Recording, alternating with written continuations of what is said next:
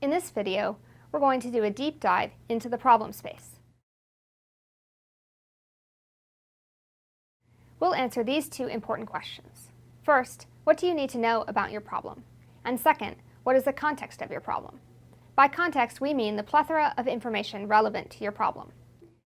We are going to present and explain the complete problem space, including the relevant background, exploring existing solutions, studying the impact of the problem, and the business perspective.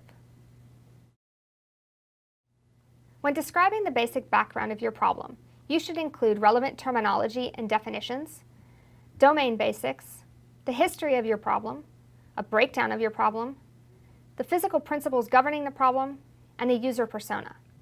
Let's explain some of these in more detail. Domain basics includes the relevant definitions, terminology, and diagrams to convey that you are now a domain expert.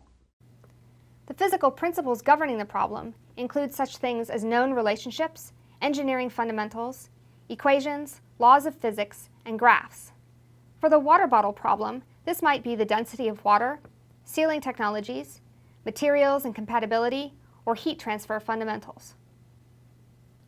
It is often helpful to create a user persona. A user persona is a description of a typical user of your product. You would want to define who is the user, what's their age, gender, occupation, but most importantly, what are their needs. Next, you'll conduct an exploration of solutions. First, are there existing solutions or historical solutions to your problem? Are there similar problems with the same solution, or similar solutions to the same problem? Are there different solutions to similar problems or analogous solutions to your problem?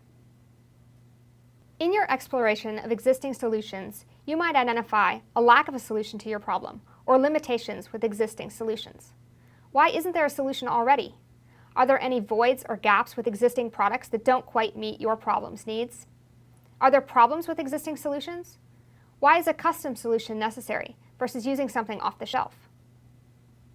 It is important to consider what governs your design problem. For example, are there any standards or regulations that need to be applied?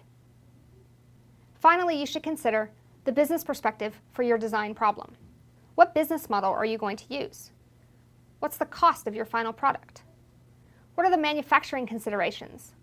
Sales strategies? And finally, you should research patents on relevant products.